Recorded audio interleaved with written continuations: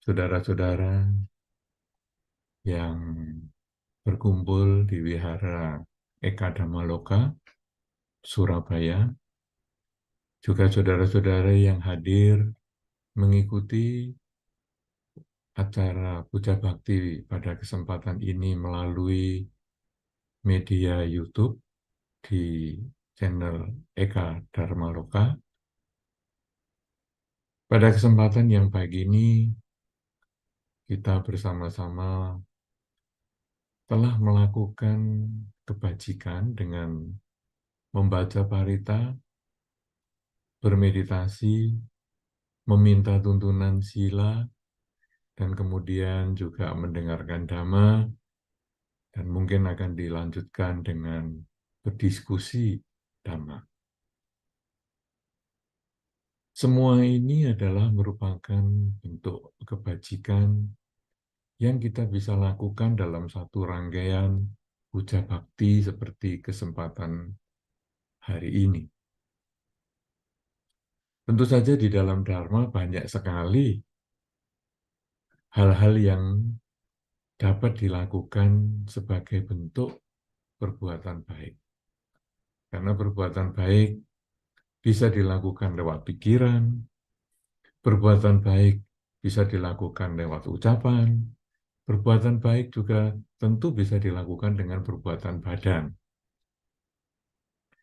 Sebenarnya, apa saja yang kita lakukan dengan badan kita, otomatis adalah hasil pemikiran kita. Jadi misalnya Anda berbuat baik dengan, misalnya saja, melihat ada semut yang mungkin akan hanyut terkena air di kamar mandi Anda. Kemudian Anda menggunakan tangan atau menggunakan alat, misalnya lidi atau apa, kemudian Anda memindahkan semut itu ke tempat yang lebih kering. Maka itu adalah perbuatan baik lewat badan yang otomatis dihasilkan dari pikiran yang baik. Kemudian ketika tadi Anda membaca parita misalnya, atau meminta tuntunan sila, Anda mengucapkan kalimat-kalimat yang baik. Kalimat yang baik ini tentu juga muncul dari pikiran yang baik. Walaupun Anda mungkin membaca, meminta tuntunan sila membaca misalnya, membaca parita juga membaca, buku parita suci Anda, tetapi semua itu didasari dari niat-niat yang baik. Jadi ucapan bisa baik ketika pikiran baik. Perilaku bisa baik ketika pikiran juga baik. Ketika seseorang tidak berbuat apapun, dia tidak mengucapkan apapun, dia juga masih bisa berpikir yang baik.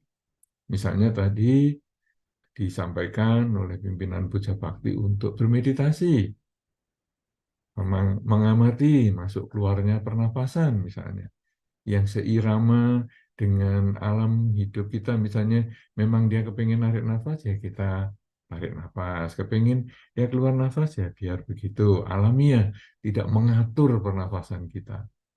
Itu pun juga perbuatan baik lewat pikiran. Karena ketika pikiran kita menyimpang, memikirkan hal-hal yang mungkin bersifat kemelekatan atau tentang hal-hal yang menyenangkan maupun yang kita tolak, kita mengarahkan kembali pada pikiran, mengamati masuk dan keluarnya pernapasan. Nah, itu juga menjadi satu sarana untuk kita mengembangkan kebajikan lewat pikiran. Saudara-saudara, kebajikan yang tadi didasari dari pikiran kemudian diucapkan dan dilakukan, itu sesungguhnya menjadi tabungan, menjadi simpanan kebajikan yang kita miliki, menjadi koleksi kebajikan yang kita miliki. Kemudian kalau kita ingat di dalam Dhamma disampaikan bahwa sesuai dengan benih yang ditabur, demikian pula buah yang kita petik.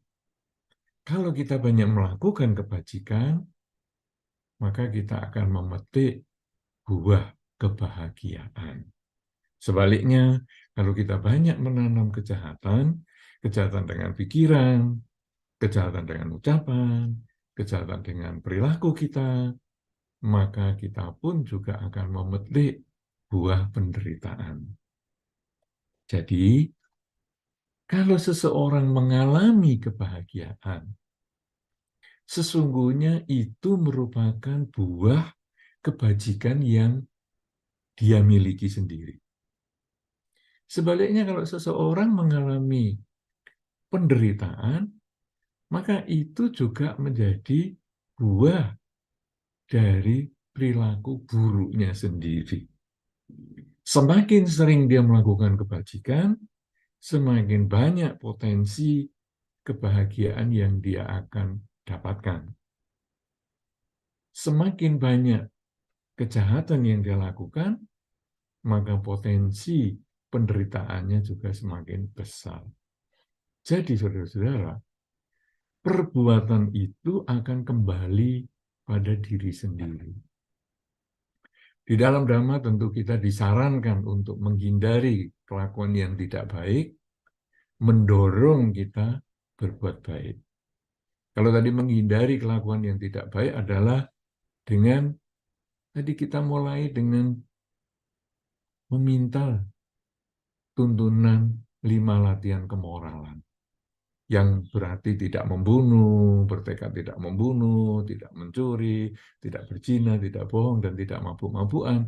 Itu adalah upaya kita menghindari hal yang buruk.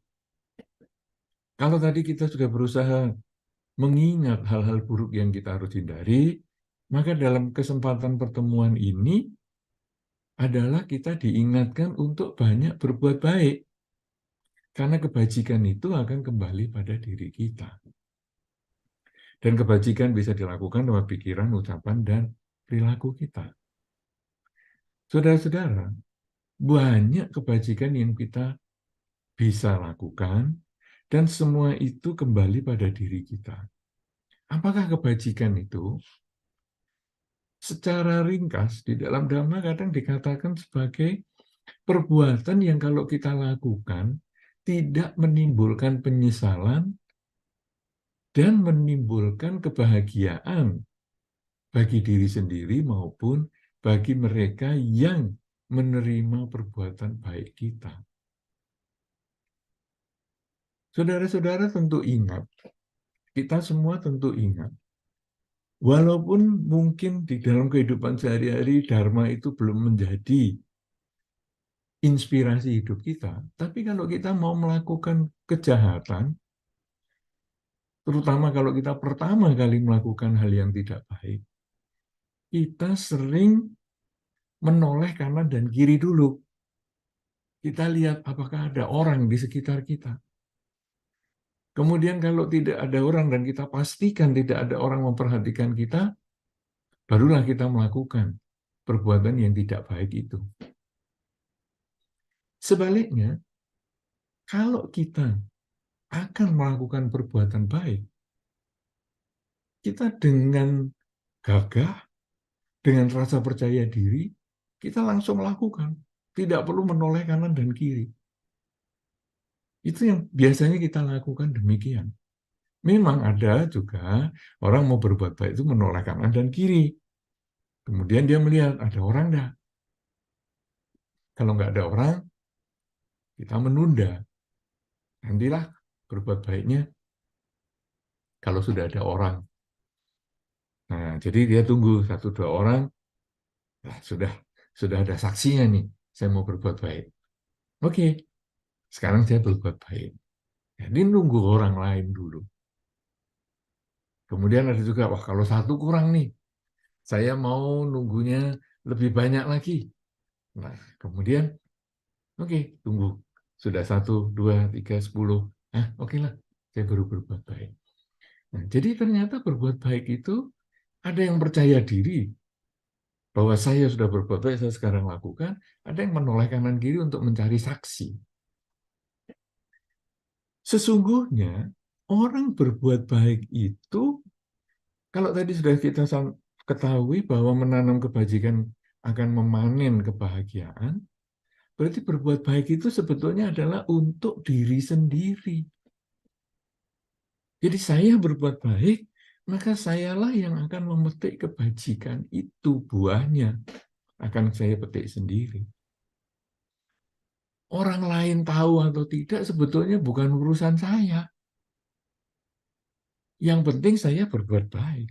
Bahkan prinsip berbuat baik itu saya melakukan dengan senang, saya bahagia, tidak ada penyesalan, dan orang ataupun pihak-pihak yang menerima kebajikan saya, dia juga bahagia. Orang lain terserah. Dia mau bahagia atau tidak terserah. Nah, saudara-saudara, karena itu kita kalau fokus mau berbuat baik, apalagi kita kemudian menyadari bahwa sebetulnya kita itu adalah juga merupakan hal yang kita didorong untuk selalu berbuat baik tadi di dalam dhamma, maka kita sebetulnya sudahlah, saya mau berbuat baik saja.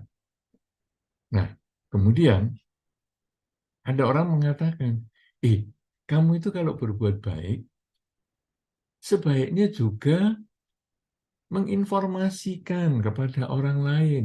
Kalau perlu juga memberitahukan kepada orang lain. Kalau perlu mengumumkan sebelum kamu berbuat baik. Misalnya apa ini? Misalnya, saudara-saudara, nanti hari Minggu depan saya mau melakukan kunjungan ke panti asuhan atau yayasan sosial. Nah, jadi mari kita menyaksikan lewat live streaming YouTube bahwa saya akan berkunjung ke panti asuhan, saya akan berbuat baik di sana, saya akan membagikan kebutuhan-kebutuhan di panti asuhan, baik makanan, pakaian, dan berbagai kebutuhan lain. Ada juga yang mengumumkan. Nah, sekarang di dalam Dhamma, apakah itu perlu? Kalau sebetulnya intisari perbuatan baik itu adalah pada diri sendiri, karena diri sendiri nanti yang akan memetik buah kebajikannya. Ya, jadi diri sendiri ini yang melakukan kebajikan, maka diri sendiri juga yang akan memetik buah kebajikan. Maka sebetulnya kita tidak usah terlalu mengumumkan hal-hal yang seperti itu. Pokoknya saya mau berbuat baik, ya saya kembali pada diri saya sendiri. Sudah, itu aja yang kita lakukan.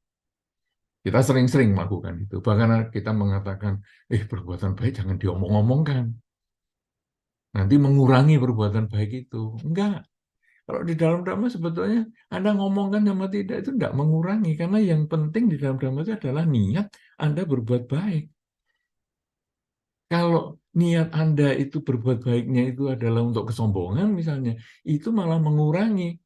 Masalah nanti perbuatan baiknya itu direkam dulu, kemudian nanti setahun kemudian baru disebarkan, misalnya atau sebulan lagi baru disebarkan, atau seminggu lagi baru disebarkan.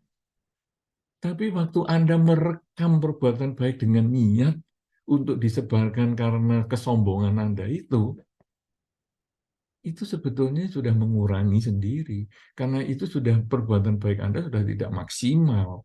Niatnya sudah tidak baik. Tetapi kalau sekarang Anda tidak punya niat apa-apa, Anda hanya merekam perbuatan baik Anda, tidak mengurangi apa-apa. Kemudian Anda mau membagikan hari ini, minggu depan, tahun depan, itu tidak mengurangi perbuatan baik yang sudah Anda lakukan. Nah, jadi sekarang prinsip yang pertama, perbuatan baik yang Anda lakukan, selama dengan diniati yang baik, maka hasilnya itu akan kembali pada diri Anda.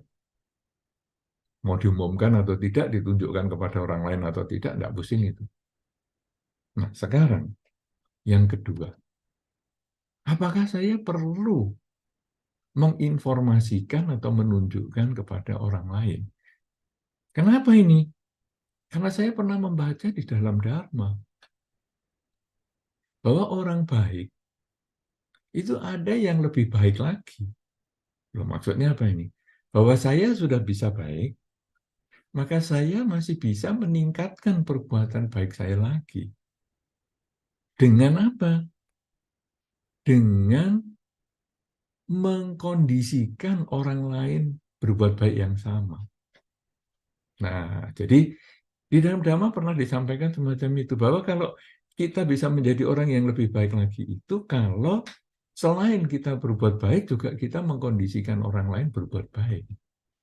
Nah, dari sini muncullah kata-kata atau penjelasan perbuatan baik itu boleh, bukan harus ya, perbuatan baik itu boleh ditunjukkan. Perbuatan baik itu boleh diinformasikan kepada orang lain.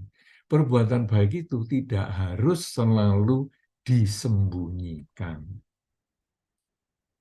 Nah, jadi sekarang kita menunjukkan atau menginformasikan perbuatan baik itu sebetulnya adalah pilihan, bukan keharusan.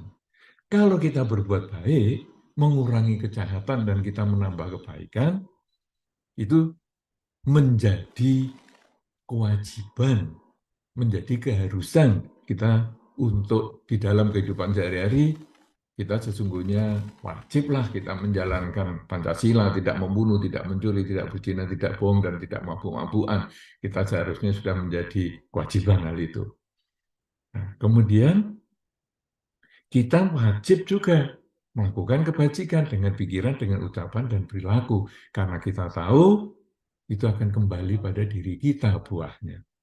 Tetapi menginformasikan kepada pihak lain, itu pilihan.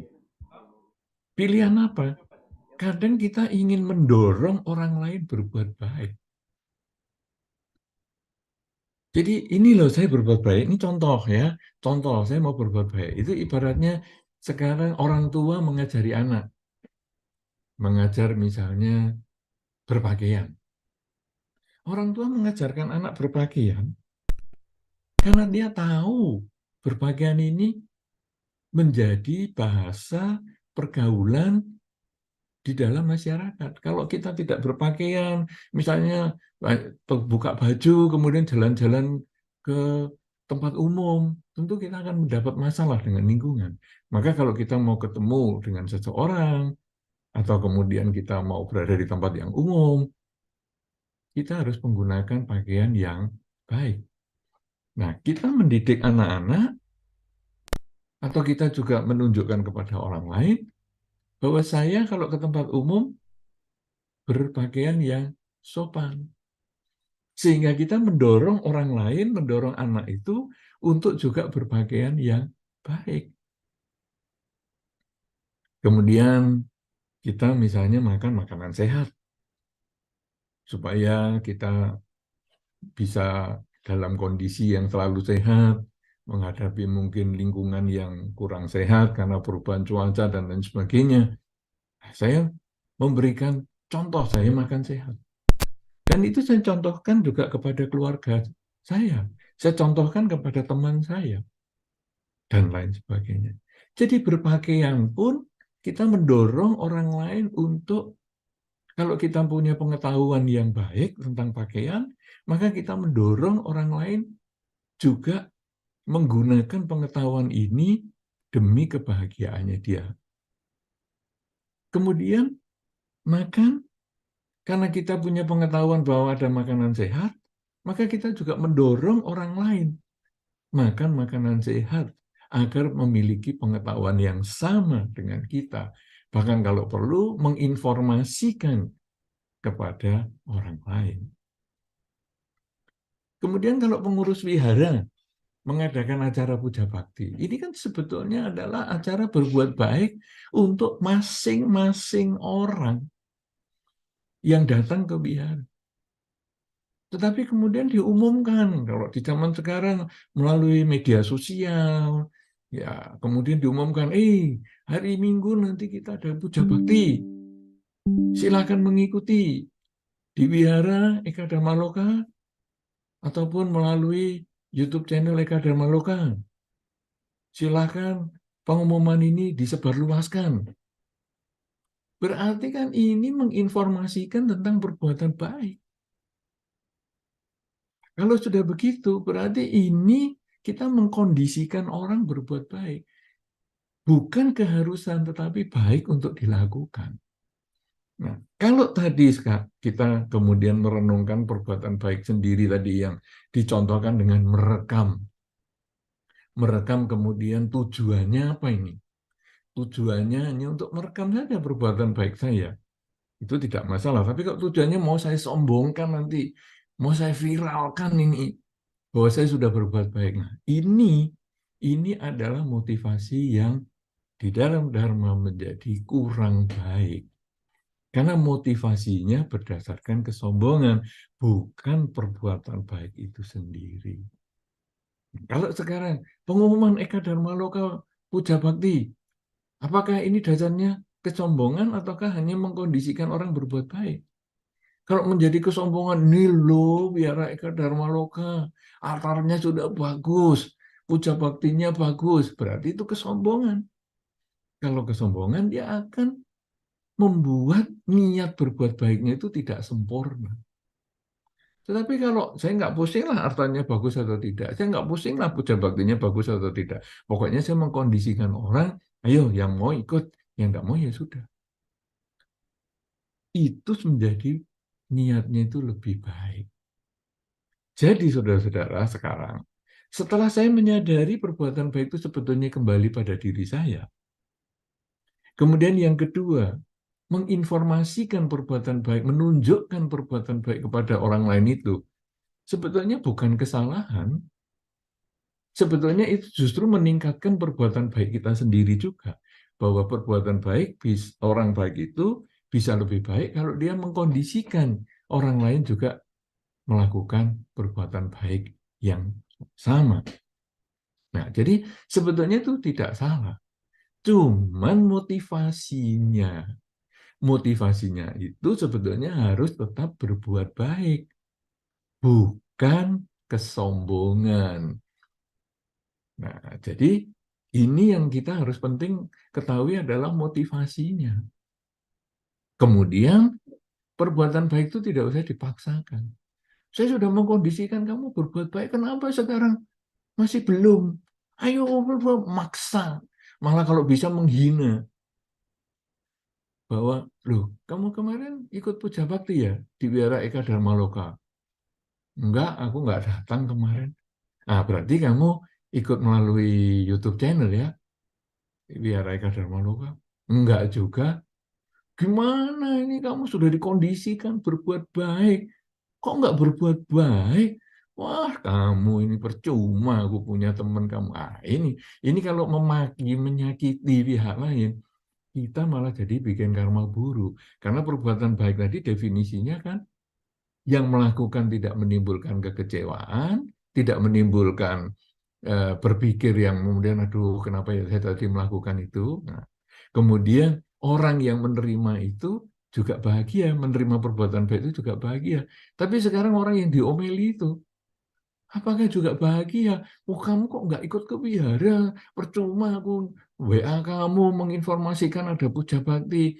Wah, kamu lain kali nggak lagi lah. Aku keluarkan dari WA grupnya. Kalau sudah memaki seperti itu, maka kita sesungguhnya motivasi untuk berbagi pengetahuan yang baik itu menjadi kecil. Nah, ini yang kita perlu hindari. Ya, nah karena itu saudara-saudara, 4 hal ini yang perlu kita perhatikan kalau kita mau berbuat baik, kita mau informasikan enggak ya kepada orang lain? Mau saya tunjukkan nggak perbuatan baik ini kepada orang lain? Kalau saya mengetahui perbuatan baik itu sebetulnya untuk diri sendiri, ya, tetapi juga bukan keharusan untuk diketahui orang lain, tidak problem. Sekarang saya mengkondisikan orang lain berbuat baik, saya mau berbagi kepada orang lain, tapi kalau dia nggak mau, ya sudah. Karena apa? Karena saya hanya bisa mengkondisikan. Sama dengan kalau misalnya kita melakukan pelimpahan jasa juga sama. Pelimpahan jasa itu sebetulnya saya berbuat baik, tapi kemudian saya mengkondisikan para leluhur keluarga saya yang sudah mendahului supaya dia berbahagia. Berarti saya juga menunjukkan perbuatan baik saya ini kepada bahkan kepada orang yang sudah meninggal, kepada mendiang yang sudah mendahului. Itu saya juga berusaha berbuat baik untuk mereka. Jadi tidak harus salah orang berbuat baik. Tidak harus kemudian kita cela orang berbuat baik itu yang ditunjukkan atau mengajak orang lain berbuat baik. Bahkan kalau di dalam Dharma banyak sekali penjelasan yang mengatakan apakah teman yang baik itu yang mengajarkan kita untuk berbuat baik dan mencegah kita melakukan kejahatan. Berarti sebetulnya kita boleh menunjukkan orang lain untuk berbuat baik yang sama dengan kita, karena itulah untuk meningkatkan kualitas kebajikan kita. Tetapi kalau kita sampai memaksa atau kita punya motivasi yang negatif tentang perbuatan baik itu sendiri, karena kita mau berbagi itu dengan motivasi negatif, mau pamer, mau segala macam, maka itulah yang kita hindari. Karena itu saudara-saudara yang berkumpul dan bertemu bersama dalam kesempatan ini, marilah kita perbanyak kebajikan kita dengan pikiran. Marilah kita perbanyak kebajikan kita dengan ucapan dan perilaku. Dan jangan lupa, kita juga menginformasikan, berbagi kepada yang lain. Ya, kalau sekarang kita misalnya puja bakti. Kalau dulu saya berkunjung secara pribadi ke Wihara Eka Dharma Loka, maka itu hanya untuk umat Buddha Wihara Eka Dharma Loka saja. Bahkan nanti kalau selesai puja bakti kadang sudah ada yang lupa umat Eka Dharma Loka yang datang misalnya 100 orang. Kemudian setelah selesai puja bakti, setelah selesai ceramah dhamma, mungkin yang ingat hanya 2-3 orang. Menjadi perbuatan baik itu menjadi kurang bermanfaat. Hanya dinikmati sendiri. Tetapi sekarang Wihara Eka Dharma Loka berbagi dalam bentuk puja bakti yang online. Kemudian saya diberi kesempatan juga berbagi secara online. Sehingga ceramah yang sekarang dibagikan ini bukan hanya didengar oleh umat Buddha Wihara Eka Dharma Loka saja, tetapi bisa juga didengar mereka-mereka yang di rumah, baik umat Buddha Wihara Eka Dharma Loka yang di rumah, maupun yang bukan umat Buddha, ataupun mereka-mereka yang berada di kota lain, bukan hanya di Surabaya, tapi juga bisa di kota-kota di pulau yang berbeda, bahkan kota-kota di negara yang berbeda, bahkan bisa juga diikuti nanti acara puja bakti ini, dokumentasinya diikuti bukan hanya hari ini saja, bisa besok, lusa, setahun kemudian, dan sebagainya. Dan inilah menunjukkan bahwa perbuatan baik itu bisa ditunjukkan, bisa dibagikan kepada pihak lain selama motivasi kita adalah motivasi yang murni untuk berbuat kebajikan. Karena itu saya mendukung kegiatan-kegiatan online seperti ini, dan saya pun akan ceramah-ceramah secara online supaya bisa lebih banyak orang yang mengikuti, bukan hanya di kalangan satu tempat saja, tapi bisa di seluruh dunia dan di setiap waktu. Karena itu, saudara-saudara, perbuatan baik itu sesungguhnya menimbulkan kebahagiaan yang akan menjadi pelindung bagi diri kita. Dalam pembukaan tadi saya sudah menyampaikan bahwa seseorang dengan banyak berbuat baik, maka kebajikan ini akan melindungi diri kita, akan mempermudah hidup dia. Dan perbuatan baik itu bukan hanya dilakukan sendiri dengan pikiran, ucapan, dan perilaku, tapi marilah juga kita bagikan informasi kebajikan ini kepada pihak-pihak yang lain, agar kita bisa menambah kebajikan lagi untuk mengkondisikan pihak lain juga berbuat baik yang sama. Semoga kita bisa memahami hal ini, semoga kita bisa melaksanakan kehidupan kita selalu mengisi dengan perbuatan baik dan mengkondisikan pihak lain berbuat baik, sehingga akhirnya kebahagiaan menjadi milik kita. Semoga Anda semua berbahagia, semoga semua makhluk berbahagia. Sabe sata, Bhawantu, Sukitata. Sadu, sadu, sadu. Terima kasih Bante atas Dhammadesana yang telah diberikan. Kalau boleh menyimpulkan sedikit, perbuatan baik itu adalah hasil dari pikiran kita ya Bante. Jadi mau perbuatan baik, perbuatan buruk itu merupakan hasil dari pikiran kita sendiri. Lalu Bante juga menginfokan bahwa berbuat baik itu lebih baik mengkondisikan orang lain untuk berbuat baik juga, sehingga orang lain juga bisa ikut berbuat baik. Lalu untuk perbuatan baik yang ditunjukkan itu harus dengan motivasi dengan perbuatan baik itu sendiri, bukan dengan kesombongan. Begitu ya Bante ya. Dan juga yang terakhir, perbuatan baik kita itu bisa menjadi pelindung bagi kita sendiri. Oke, dengan adanya Dhammadesana dari Bante Utamo, mungkin dari teman-teman, saudara, Bapak Ibu sekalian mau bertanya kepada Bante, waktu kami persilahkan.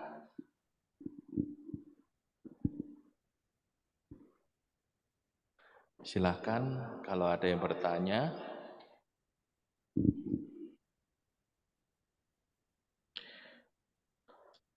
Ada? Oh, Ramani, Don.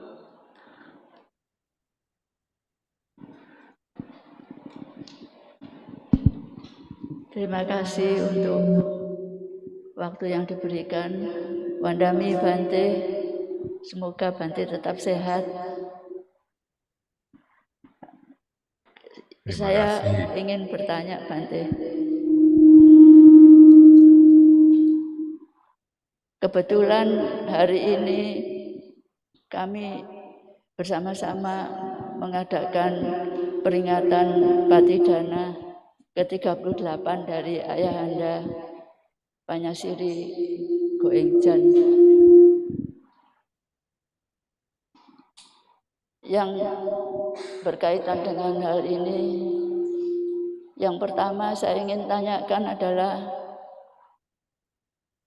setelah sekian lama beliau meninggalkan kita, apakah patidana yang dilakukan itu masih tetap ada gunanya? Yang kedua, saya selalu atau seringkali mendapat pertanyaan dari beberapa teman, apakah kalau seseorang itu meninggal dunia sudah sekian lama, kemudian kita nggak tahu terlahir di alam mana, tapi suatu saat itu keluarganya mendapat penglihatan dari misalkan anaknya yang meninggal sudah sekitar 20 tahun, terus menampakkan dirinya waktu itu masih bayi, terus kemudian menampakkan dirinya sebagai seorang yang dewasa. Apakah itu benar Bante? Terima kasih. Baik. Ternyata hari ini juga Patidana dari Romo Goengjan, Panyasiri Goengjan yang sudah cukup lama ya, 38 tahun beliau wafat. Wah, ini Ramani Seli Gunawati ya, yang bertanya. Ya, saya yang dulu, saya belum ketemu dengan Romo Panyasiri, tapi saya sudah banyak membaca buku-buku beliau. Yang sebetulnya kalau kita cocokkan dengan tema kita pada kesempatan ini, perbuatan baik apakah perlu ditunjukkan atau bahkan harus ditunjukkan, sebetulnya Romo Panyasiri ini mendiang ini bisa membaca buku itu sendiri, kemudian pengetahuannya dipakai sendiri, tidak perlu dibagikan, itu bisa.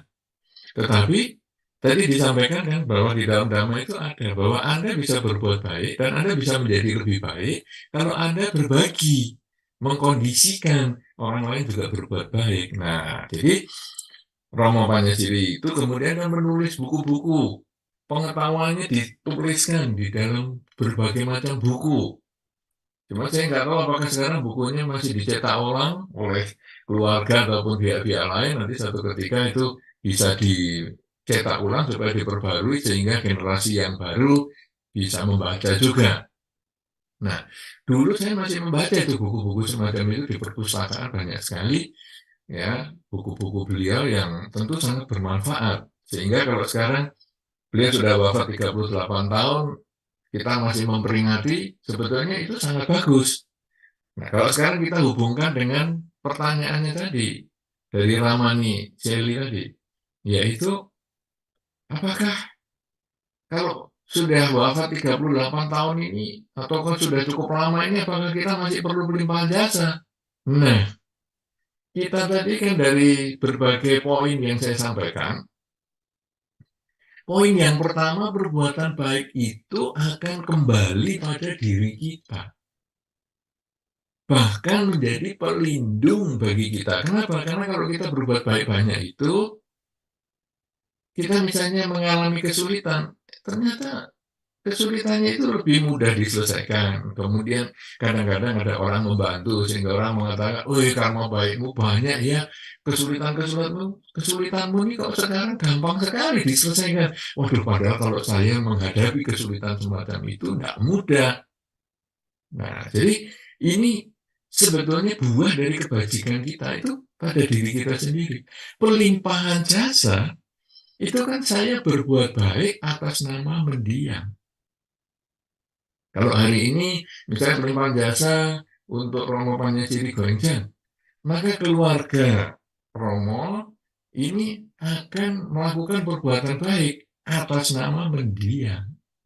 Jadi perbuatan baik ini kembali pada si pelaku, yaitu keluarga, dalam hal ini adalah keluarga mendiang, keluarga Romo Panyasiri Goenjang. Tetapi Anda semua kalau melakukan pelimpahan jasa, mungkin pertanyaannya akan sama dengan Ramani Shelly tadi, adalah mungkin ada yang mendiangnya itu sudah 50 tahun, sudah wafat, atau mungkin lebih dari itu, bahkan sering kita kondisikan pelimpahan jasa ini bukan hanya kepada mendiang yang kita kenal, bukan hanya orang tua kita. Cobalah kita juga kepada leluhur kita, kakek nenek kita. Loh, saya kan belum kenal, itu sudah 100 tahun yang lalu. Tetaplah berbuat baik dan melimpahkan jasa kepada mereka. Bahkan bukan hanya orang tua kita, bukan hanya leluhur kita. Marilah kita juga melimpahkan jasa kepada orang tua kita di kehidupan sebelum ini. Dengan kalimat pelimpahan jasa kepada semua makhluk yang berhubungan karma dengan saya.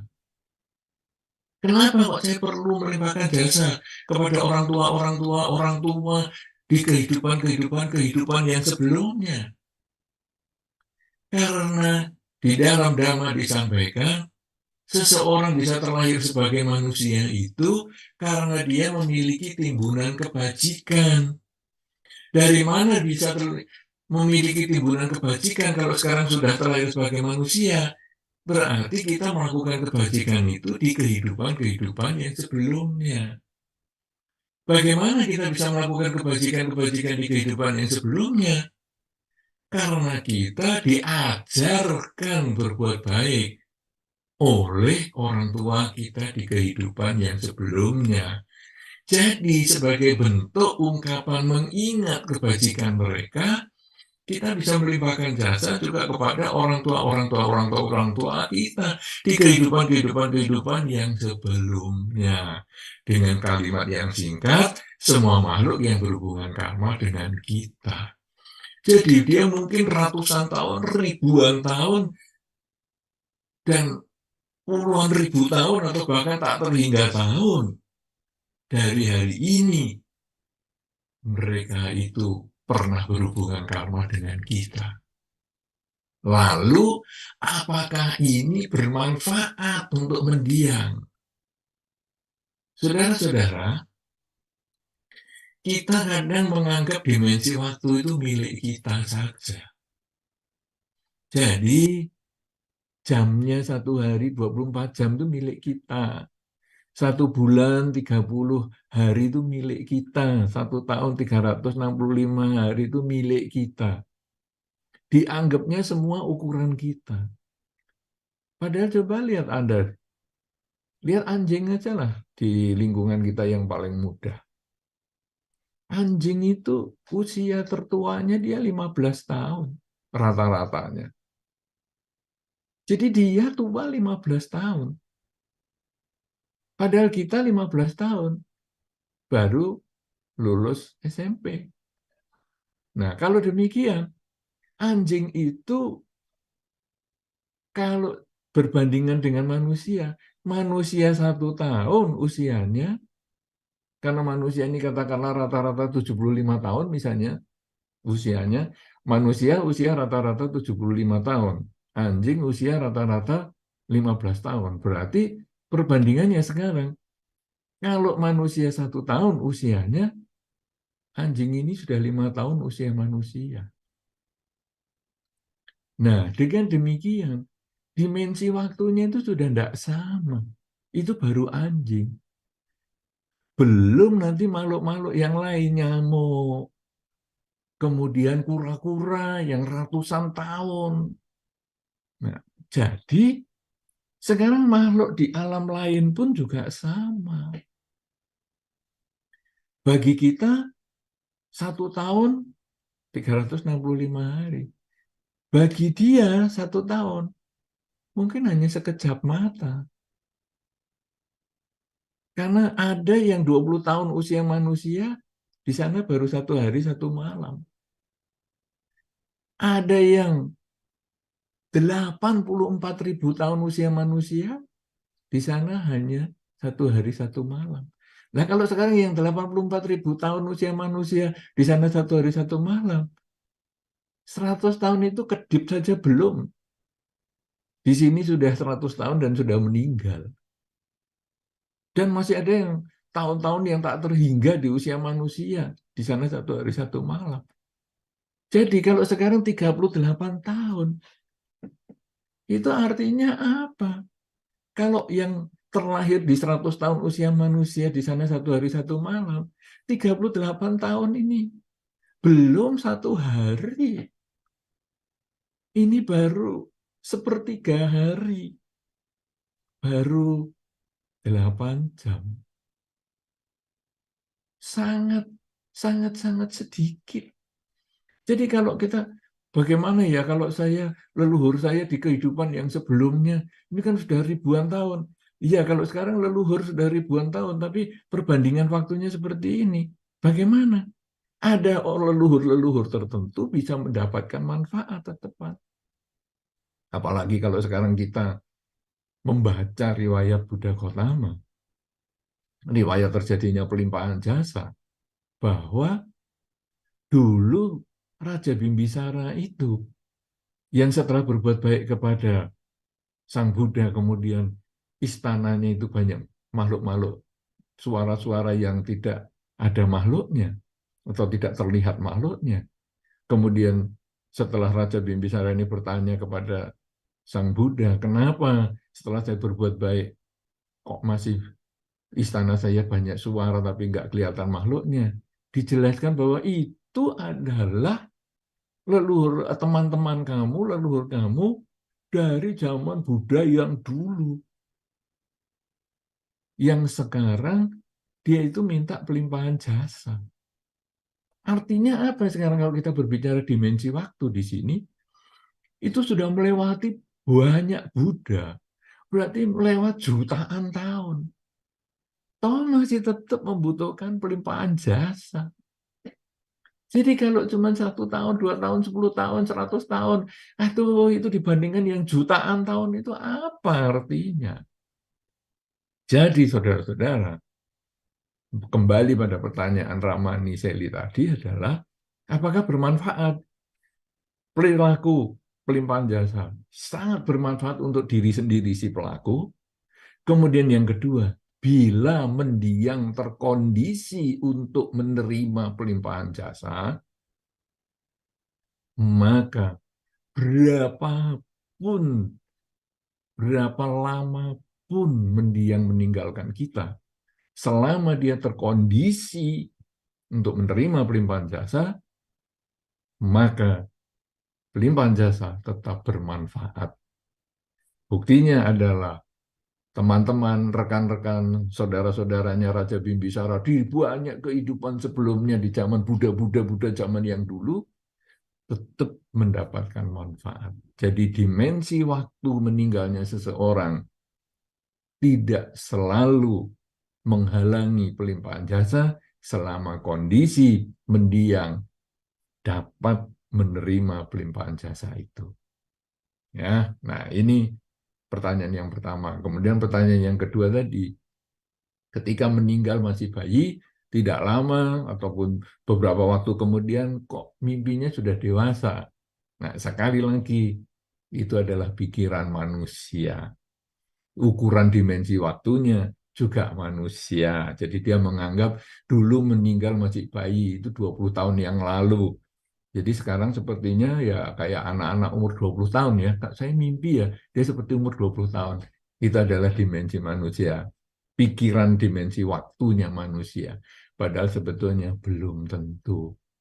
Apalagi misalnya baik mimpi ataupun dikunjungi secara langsung dan lain sebagainya, belum tentu itu adalah anaknya sendiri. Belum tentu.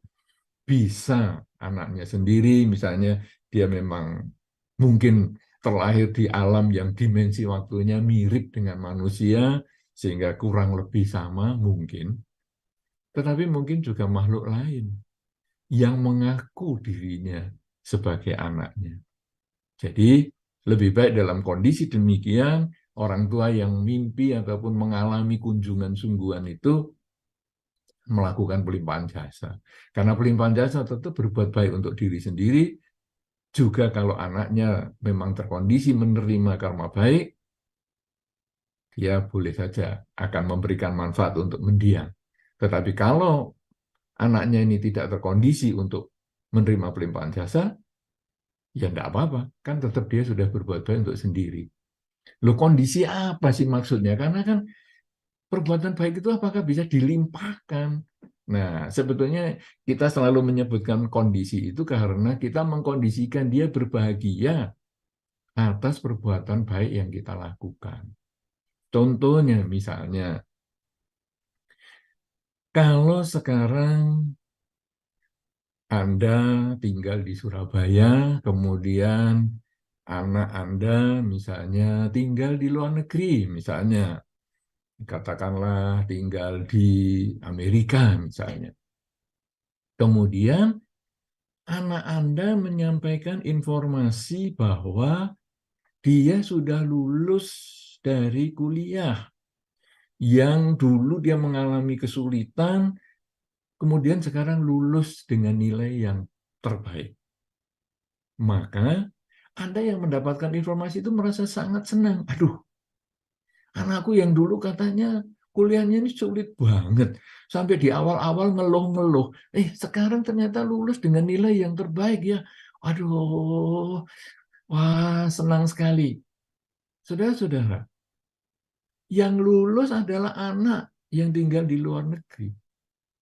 Yang mendapat nilai terbaik adalah anak yang di luar negeri tadi. Kenapa orang tua di Surabaya bisa bahagia? Karena dia mendapatkan berita yang menyenangkan. Di dalam Dharma dikatakan ikut berbahagia, ikut bermudita cita atas kebahagiaan yang dialami oleh anaknya yang di luar negeri.